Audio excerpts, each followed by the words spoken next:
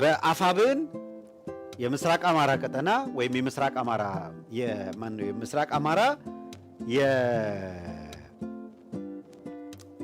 የሚኒሊክ ዕዝ በሚኒሊክ ዕዝ ውስጥ ደግሞ የአሳምነው ኮር በአሳምነው ኮር ውስጥ ደግሞ አመራር ሁለተኛ ሶስተኛ ሰው ሆኖ አመራር የሆነ ኢማጂን እንግዲህ አፋብን ድርጅቱ ነው። በድርጅት ውስጥ ደግሞ የአንድ ቀጠና ዕዝ አለ። በአንድ ቀጠና ዕዝ ደግሞ አንድ ኮር እንግዲህ ያሉት ኮሮች ብዙ ናቸው። አንድ ኮር አለ። እዛ ኮር ውስጥ ምክትል ወይም ሁለተኛ ወይ ሶስተኛ የሆነን ሰው አንድ ሰው 4 ክላሽ ከያዙ ጠባቂዎቹ ጋር ላገዛዙ እጅ ሰጠ ብለው አዱ ከበሬ እዛው ቀጠና ላይ እኮ 15 ያገዛዙ ወታደሮች ዛሬ እጃቸውን አንከርፍፈው ከመሪያቸው ጋር እጅ ሰጠዋል። እነዚህኞቹ በተቀናጀ ፍጥነት የሚዲያ ኮንሰምፕሽን ላይ ውለው አየህ የፒአር ስራ እየተሰራባቸው አይደለም። ፕሮፓጋንዳም እየተሰራ አይደለም። ካውንተር ፕሮፓጋንዳም እየተሰራ አይደለም። አየው እነዛ ግን ያንተን ለቅመው በፕሮፓጋንዳ እያጨሱት። ፍቅሩ የሚባል ሰው እጅ ሰጠ። ባይሰጥ ጥሩ ነው። ከሰጠ ምርት ባለበት ግርድ፣ አሪፍ ምርት ባለበት እንክርዳድ፣ ጥሩ ሰብል በተዘራበት በበቀለበት ውስጥ አረም ጠፍቶ አያውቅም። አረም የሆነው ክፍል መቼና በምን ሰዓት ይነቀላል? አንዳንዱ ቡቃያ ሳለ ገና በአረም ሰዓት ይታረማል። አንዳንዱስ መጽሐፍ ቅዱስ እንደሚለው እስከ መኸር ተወው።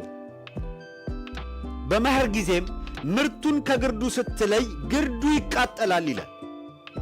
ሰው አንዳንዱ ባጨዳ ጊዜ ነው የምትለይ ለይተ የምታቃጥለው። ባጨዳ ጊዜም ከምርት ጋር ተደባልቆ ከተወቃ ደግሞ ወንፊት ያበጥረዋል መጨረሻ ላይ አይደለም። ምርትና ገለባውን ስትለይ ምርትና ግርድ ስትለይ ለንፋስ አንገዋለህ ትሰጠዋለህ አይደለም። ገለባው በንፋስ ይሄዳል። እንደ ጌዲዮን ዘመን እኮ ነው 30,000 ሰራዊት ይዞ ጠላትን እገጥመዋለሁ ብሎ ወጣ። ሊገጥም ሄደ ጠላት ጋር። መመካት ያለው በሰራዊቱ ብዛት እንደሆነ ሲያቅ እግዚአብሔር ትእዛዝ ሰጠ ለጌዲዮን። ምክንያቱም 30,000 ወታደር ይዞ እንደገሰገሰ ቢያሸንፍ ከ30,000 ወታደሩ ብዛት የተነሳ እንዳሸነፈ አርጎ መመካትን በራሱ ስለሚመካ አይሆንም ተባለ። ቆይ ሰራዊትን እዚህ ጋር አቆየው እና የትጋነ ያለው እዚህ ቦታ ገለአድ ተራራ ጋር ስትደርስ አንተ ከፍታ ወደ ገለአድ ተራራ ጋር ሂድ።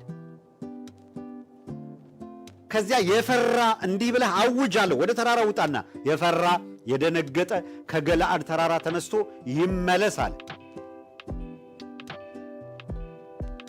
5,000 ምናምን ገደማ ነው የቀረው።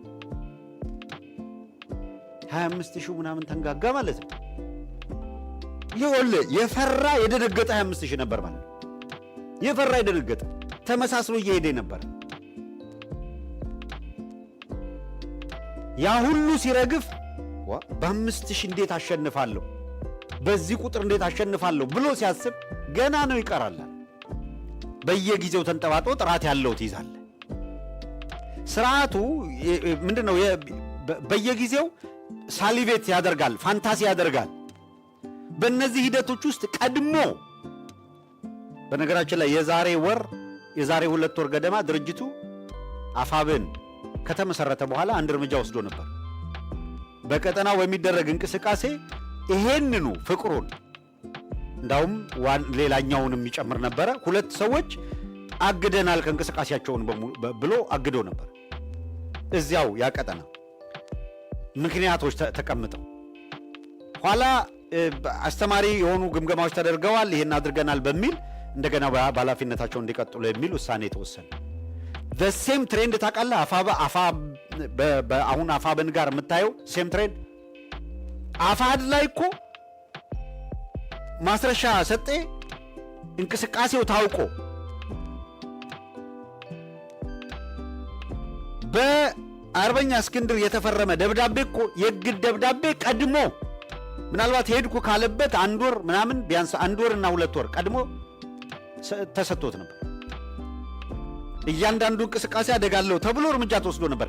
ግሌትሊ በግምገማ ሂደቶች ውስጥ በይቅርታ ይዘን መቀጠል አለብን የሚል የአብዛኛው ውሳኔ ሆነ። መከበር አለበት። ትክክል ነው። ድርጅት እንደዛ ነው የሚመራው። እኔ ያልኩት ካልሆነ የሚባል ነገር የለም። የአብዛኛውን ድምፅ ነው የምትገዛው። እዛ ውስጥ ሁሉም አይደለም የወሰነው እኮ ከሌ ብሎ ማለት ይቻላል። የተወሰኑት አካላት የለም እድል ይሰጠው፣ የተወሰኑት አካላት ደግሞ የለም የዚህ ሰው እንቅስቃሴ አደጋ ነው ይብቃ። ፋይናሊ በመጨረሻው ሰዓት ይቀጥል ተባለ። መስፍን የሚባለው የለም ታስሮ እየተመረመረ ነው ከተባለ በኋላ እንደ ስህተት ኤክስኪውዝ ይደረግና በቃ ይቅርታ ምናምን ተብሎ እንቶ ተባለ ምናምን። አሁን እዛ ውስጥ እንደገና ተመልሽ ያንን ወዲያ ወዲህ ማለት አልፈልግም። እንደዚህ አይነት ሁኔታዎች ገጠሙ። በእያንዳንዷ ሂደት ላይ በተናበበ ሁኔታ ታግለናል። በእያንዳንዷ ሂደት ላይ የሚገርምህ በነ ማስረሻ እንቅስቃሴ ላይ የነ ማስረሻ እንቅስቃሴ ውጤት እንዲያመጣ አባይ ጎርጅ ላይ ሲሄዱ ማስረሻ ሲሄድ አንድ ራሱን እንደውም የቀኝ እግሩን ጫማ ትቶ በግራ እግሩ ጫማ ብቻ ነው ሄደው እንኳን ወታደር ሊያስከትል። እዚህ ዋሽንግተን ዲሲ ላይ ተቀምጠው ገንዘብ አሰባስበው ከተሰባሰበ ገንዘብ ቀንሰው ወታደር ሊያደራጁለት እንቅስቃሴ ሲያደርጉ የነበሩ አሉ። አሁንም እዚሁ አማራ ትግል ውስጥ የተከለሉ we do have ማስረጃ አለን።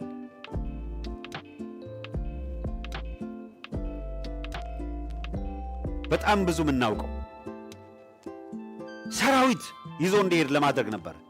ኧረ ተው የነገር አደጋለሁ የለም በፍጹም።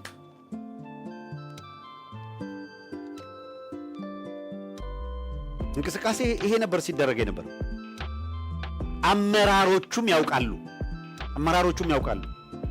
እነማን ከማስረሻ ጋር በምን ኤክስተንት እየሰሩ እንደነበረ፣ እንዴት እያደራጁ እንደነበረ፣ ይሄን ትግል እንዴት ቢትሬ እንዳደረጉት በቂ መረጃ አላቸው።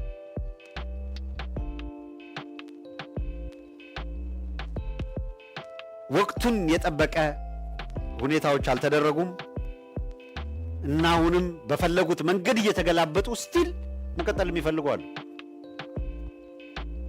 ይሄ በዛና በዚህ ትግል ውስጥ ተዘግዝገው ግን የነ ማስረሻን ተልኮ ግን ደግሞ እያሳኩ ያሉ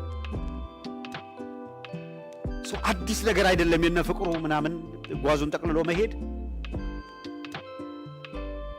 ታይሚንግ ላይ በወሳኝ ጊዜና ሰዓት ቀደም ብሎ ድርጅቱ ሊወስድ የሚገባውን እርምጃ ወስዶ አጥርቶ የሆነ ነገር አለማለት፣ በተለያየ መልኩ ዳተኛ መሆን መጓተት ያስከፈለ ያለ ዋጋ የለም እያልኩ አይደለም። ደግሞ ፈተናውን ልንገራችሁ በዚሁ አጋጣሚ።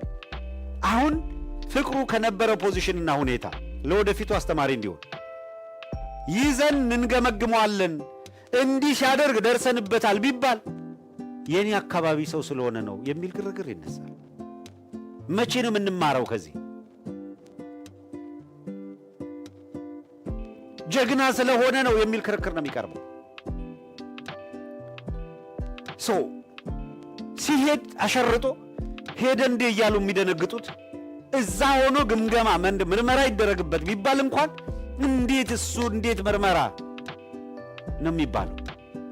ኮሚኒኬት ሲያደርጓቸው በተለይ ሊሄዱ ሲዘጋጁ ሁሉም ተመሳሳይ ስታንዳርድ ተመሳሳይ ነገር ነው ባይዘው ሬፑቴሽኑ ተመሳሳይ። ይሄ በጀርባ የሚደራደሩ አካላት ከመሄዳቸው በፊት የሚያደርጉት በየግንባሩ የመጨረሻው የጀግና መስለው ነው የሚቀርቡት። በየሚዲያው አንኳኩተው ፈልገው ይሄ ከባዴን ትእዛዝ ነው የሚሰጣቸው።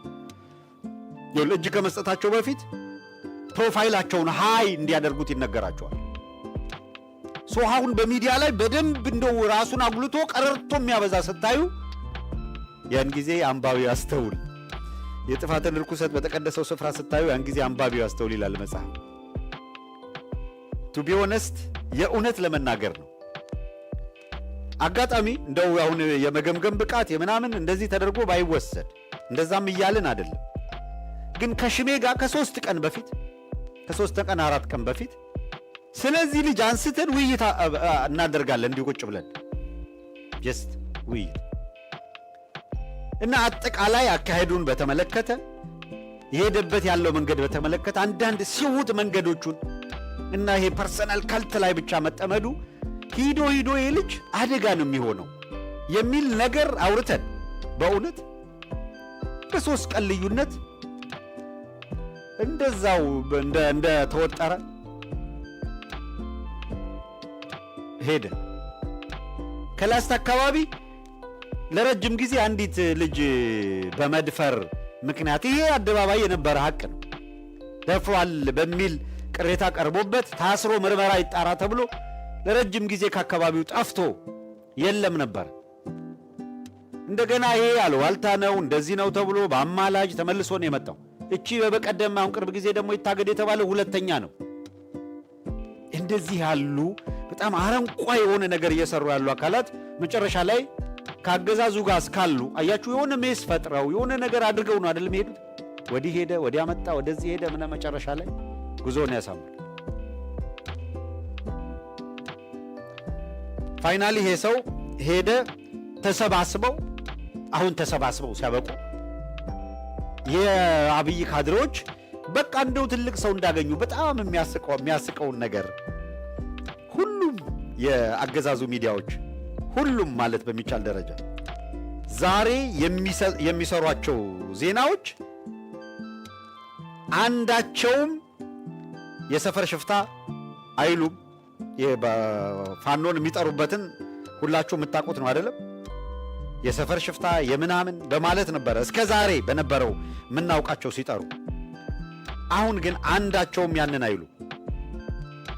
ምክንያቱም ለነሱ የሚጠቅመን የሚሉትን አግኝተዋልና ነው። አብዛኛው የመሳሪያ ታጥቆ ነው። አሚኮ የትልቁ ጀግንነት ከሀገርና ከህዝብ ጋር ምናምን ማስቀደም ይላል። የእናቶች እንባ የሚታበሰው በፍቅርና ገለመሌ ምናምን ብሎ አውጥቶታል። የኢትዮጵያ ብሮድካስት ኮርፖሬሽን የአፋብን ተመልከቱ። የአፋብን ወታደራዊ አዛዥ እንደው እስቲ እግዚአብሔር ያሳያችሁ። አሁን የአፋብን ወታደራዊ አዛዥ አሉ። እስቲ ሁላችሁ በምታውቁት ይሄ ፍቅሩ የሚባል ሰው የአፋብን ወታደራዊ አዛዥ ነው ወይ? እንደው ሁላችሁ ይሄ ከማንም የተሰወረ ስላልሆነ የፍቅሩ ኃላፊነትና አሰላለፍ ቅድም ብያችኋለሁ። አፋሃድ አለ፣ ማነው አፋብን አለ። በአፋብን ውስጥ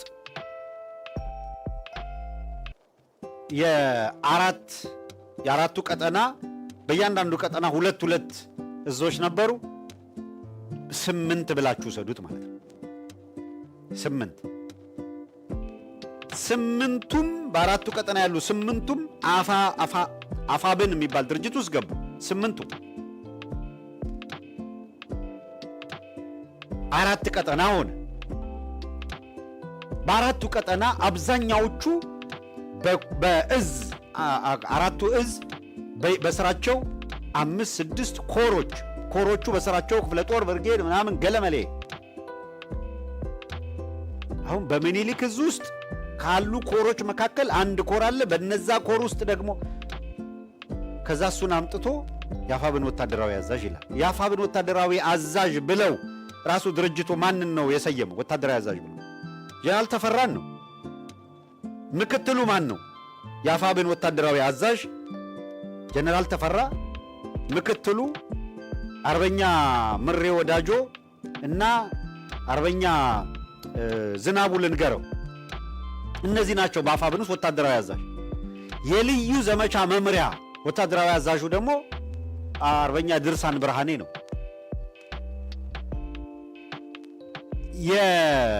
የነሱ ዜና አፋብንም ብለው ሲጠሩት እንደው መከላከያ የሚባለው ተቋም ደግሞ ምን መሰላችሁ ያለው?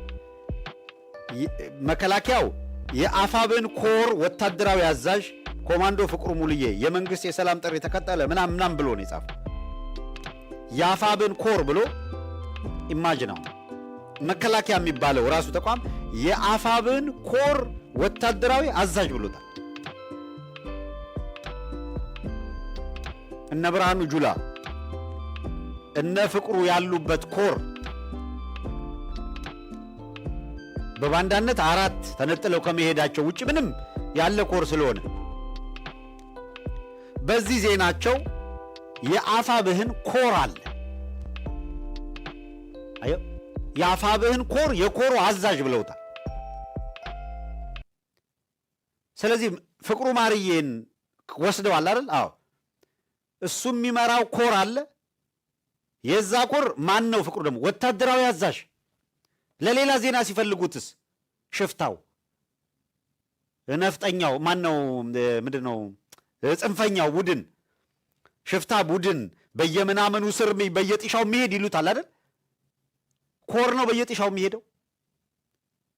አንተ ፍቅሩ ማርዬን ማርከህ ማን ነው አስከድተህ ለአጀንዳ ስትጠቀመው ብርሃኑ ጁላ የአፋብህን ኮር ብለህ ትገልጸዋለህ። ለማሳነስ ስትፈልግ ደግሞ ሽፍቶቹ ትላለህ።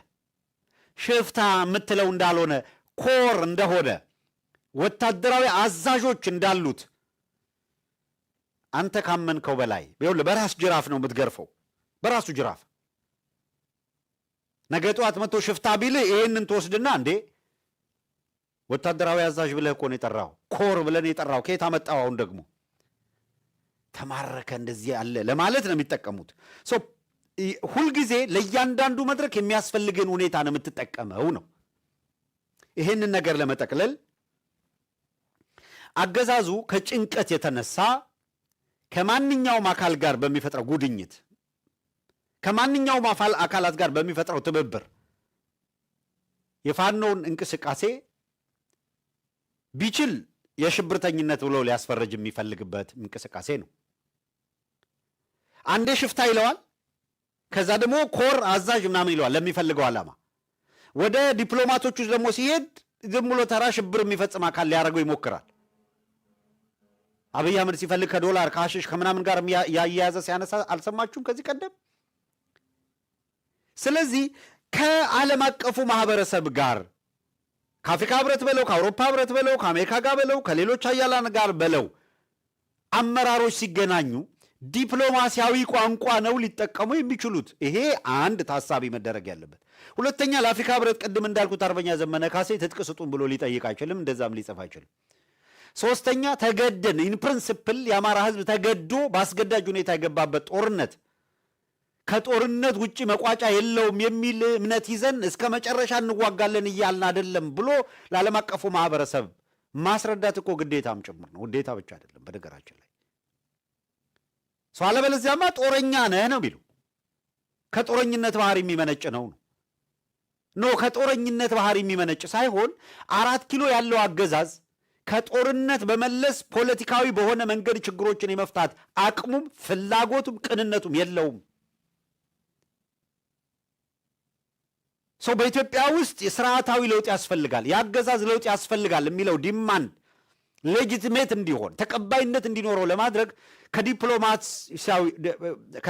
ከዲፕሎማቶች ጋር የሚደረግ ግንኙነት በሙሉ ኮዝህን ማስረዳት ያለብህ ያንተን ጦረኛነት የሚመለከት አይደለም። በተደጋጋሚ አፋሕድ በነበረበት ጊዜ አርበኛ እስክንድር ነጋ ሲያደርጋቸው ከነበሩ ቃለ መልሶች በርካቶቹን ብናነሳቸው ተገደን በአስገዳጅ ሁኔታ የገባንበት ጦርነት የቪዲዮም አለ በነገራችን ላይ ከጦረኛነታችን የሚቀዳ አይደለም። ተገደን ነው እዚህ ጦርነት ውስጥ ያለ ነው።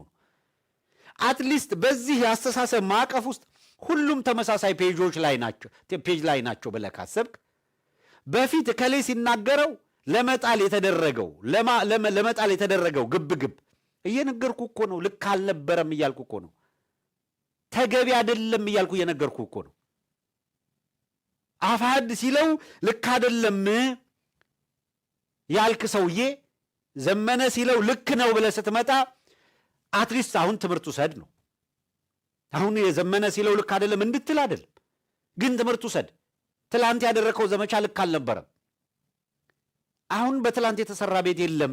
ዛሬ ላይ ሁነን ቢያንስ መማር ባለብን ነገር ተምረን ከሆነ እንለፈው ነው። ሌላኛው ሳይል ሌላ ህስ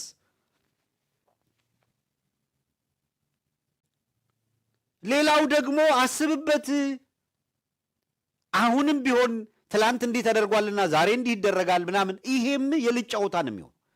አጠቃላይ የትግሉን ከፍተኛ ምስል እና the bigger picture ትልቁን ምስል ያለማየት ችግር አድርጌ ወስደዋለሁ።